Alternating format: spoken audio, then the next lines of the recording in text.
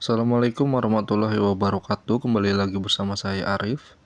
Baik, pada kesempatan kali ini saya akan sedikit menyampaikan terkait dengan coaching. Silahkan disimak. Apa itu coaching? Coaching adalah proses pembinaan kepada individu, kelompok, atau organisasi untuk meraih kinerja secara optimal yang dilakukan secara terencana, teratur, dan terarah guna meningkatkan pengetahuan, sikap, dan keterampilan dalam menangani tanggung jawab yang diberikan dan mengatasi hambatan serta rintangan sebagai sarana pengembangan pribadi dan profesional. Coaching berorientasi terhadap masa depan dan tindakan dibandingkan dengan fokus pada masa-masa lalu. Coaching membantu seseorang agar memahami bagaimana perilaku mereka dapat memberikan kontribusi terhadap situasi yang sedang berjalan. Coaching bersifat holistik, yaitu tentang bagaimana cara berpikir, cara menjadi, dan cara mempercepat pengembangan. Melalui proses coaching diharapkan mampu memberikan motivasi kepada seseorang untuk meningkatkan kemampuannya dalam bekerja dan meningkatkan ide-ide baru demi kemajuan pekerjaan dan dirinya sendiri. Tujuan dan manfaat coaching. Kegiatan coaching memiliki berbagai manfaat baik dari segi organisasi maupun bagi karyawan sebagai individu. Beberapa manfaat yang dapat diperoleh dengan adanya kegiatan coaching dari sudut pandang organisasi yaitu peningkatan performa kinerja karyawan, peningkatan hubungan atasan dan bawahan, peningkatan kepuasan kerja, serta keinginan karyawan agar tetap bekerja di perusahaan. Sedangkan manfaat bagi karyawan itu sendiri yaitu merasa lebih jelas akan apa yang penting dan harus dilakukan atau ditingkatkan.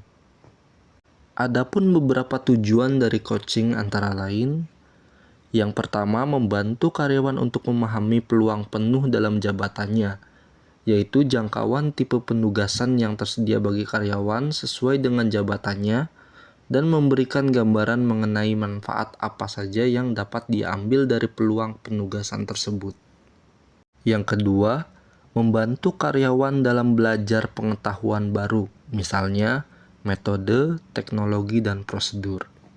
Yang ketiga, membawa nilai karyawan lebih sejalan dengan nilai dan filosofi perusahaan. Yang keempat, membantu karyawan mengembangkan kebijaksanaannya, misalnya dengan pengalaman yang dimiliki oleh atasannya, dia mampu menyelesaikan masalah yang serupa. Yang kelima, membantu karyawan memperbaiki perilaku-perilaku yang tidak sesuai dengan jabatannya. Jenis-jenis coaching. Terdapat 3 tingkatan dalam proses coaching, yaitu coaching untuk sukses, coaching untuk perbaikan kinerja, dan coaching untuk mengelola berbagai masalah kinerja. Untuk jenis coaching yang pertama yaitu coaching untuk sukses.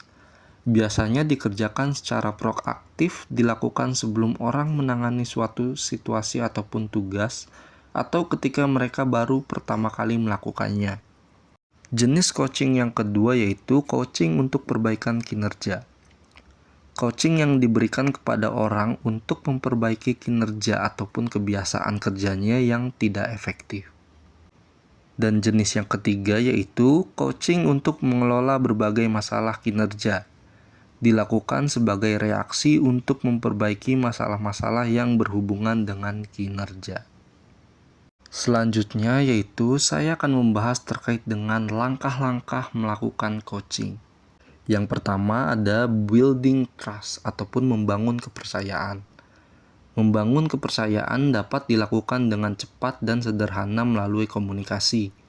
Ada beberapa hal yang perlu diperhatikan dalam membangun sebuah hubungan yang baik secara efektif, yaitu konten ataupun kata-kata, body posture, dan facial expression ataupun bahasa tubuh, serta voice pitch dan volume ataupun intonasi suara. Yang kedua, active listening ataupun mendengarkan secara aktif. Dengan menjadi pendengar yang aktif, kita dapat dengan mudah mempengaruhi, bernegosiasi, dan berkomunikasi. Selain itu, kita dapat menghindari kesalahpahaman yang seharusnya tidak perlu terjadi. Yang ketiga, clarifying ataupun mengklarifikasikan untuk kejelasan pembicaraan. Mengklarifikasi bertujuan untuk membantu menemukan permasalahan yang sesungguhnya. Clarifying juga dapat menghindarkan terciptanya makna ganda ataupun ambigu yang seringkali membingungkan dan membuat orang salah mengerti. Yang keempat, asking the right questions ataupun menanyakan pertanyaan yang tepat. Menanyakan pertanyaan yang tepat dapat membantu menemukan permasalahan yang sesungguhnya, serta dapat membantu untuk menjawab dan mengatasi permasalahan yang dihadapi oleh pegawai. Dan yang terakhir, giving feedback ataupun memberikan umpan balik, yaitu memberikan jawaban dari permasalahan yang dihadapi serta mengarahkan karyawan untuk bertindak selanjutnya. Baik, mungkin sekian materi yang bisa saya sampaikan pada kesempatan kali ini. Kurang lebihnya mohon maaf. Wassalamualaikum warahmatullahi wabarakatuh. Sampai bertemu di video selanjutnya. Terima kasih.